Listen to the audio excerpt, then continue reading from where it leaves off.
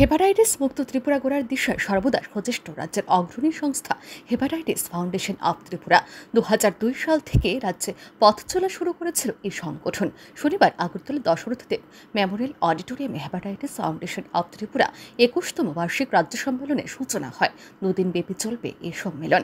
এই দিন এই সম্মেলনের উদ্বোধনী পর্বে উপস্থিত ছিলেন রাজ্যের মুখ্যমন্ত্রী প্রফেসর ডক্টর মানিক সাহা। এছাড়াও উপস্থিত ছিলেন রাজ্যের বিশিষ্ট চিকিৎসক সহ অন্যান্যরা। এদিন বক্তব্য রাখতে গিয়ে রাজ্যের জিবি হাসপাতাল চত্বরে আরও একটি হাসপাতাল তৈরির কথা জানান মুখ্যমন্ত্রী। তিনি জানান, উত্তর পূর্বাঞ্চল উন্নয়ন মন্ত্রকের অর্থানুকূল্যে রাজ্যের জিবি হাসপাতাল চত্বরে মা এবং শিশুদের জন্য একটি ১০০ শয্যার হাসপাতাল গড়ে তোলা হবে। এর জন্য ২০০ কোটি টাকা স্যাংশন হয়েছে। ইতিমধ্যে এই কাজটির টেন্ডারও হয়ে গেছে বলে জানিয়েছেন মুখ্যমন্ত্রী। এছাড়া ডেন্টাল কলেজের জন্য ২০০ কোটি টাকার অনুমোদন পেয়েছে রাজ্য সরকার। এই অর্থ দিয়ে রাজ্যে আরও একটি ডেন্টাল হাসপাতাল গড়ে তোলা হবে বলে জানান তিনি। পাশাপাশি বিশ্রামগঞ্জে প্রায় ২০০ কোটি টাকা ব্যয় নেশামুক্তি কেন্দ্র স্থাপনের কথাও জানান মুখ্যমন্ত্রী। কারণ না কারোর কারণে সেটা সম্ভব হয়েছে। তো যখন আমরা এসেছি, সেই কাজটা মানুষের দ্বারাই আমরা নির্বাচিত, সংখ্যাগরিষ্ঠতার কারণে আমরা সরকারে আছি। কেন আমরা মানুষের জন্য কাজটা করবো? এর মধ্যে সমস্যা কি? আপনারা শুনে খুশি হবেন।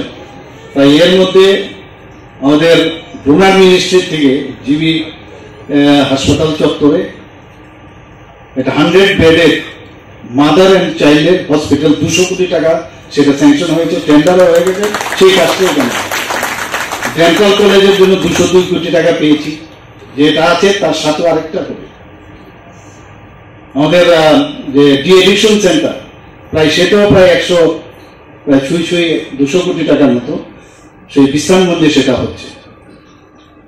চেষ্টা আছে মাননীয় প্রধানমন্ত্রীজির কাছে আমি আহ্বান রেখেছি আরো বেশি কিছু করার।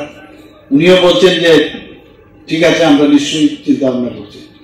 এখানে বলা হয়েছে ডেন্টাল কলেজ হয়েছে, নার্সিং কলেজ হয়েছে, এখানে একটা বেসরকারি মেডিকেল কলেজ এসছে, এখানে আরেকটা সিজা হসপিটাল যেটা মণিপুরে, তারা অলরেডি এস্টাবলিশড ওরা হসপিটাল এই মণিপুরে আছে। এখানে ওরা ৭০০ কোটি টাকা বলছে নিবেশ করবে। জায়গাও আমরা মোটামুটি ঠিক করেছি, সেটা ক্যাবিনেটে পাস হবে, তারপরে আমরা ফাইনালে আসবো। বলছে যে এখানে সুপার স্পেশালিটি ওরা হসপিটাল এখানে করবে। এই দিনের অনুষ্ঠানে হেপাটাইটিস ফাউন্ডেশন অব ত্রিপুরা স্মরণিকার আবরণ উন্মোচন করেন মুখ্যমন্ত্রী সহ অন্যান্য অতিথিরা। Bureau report, RE news.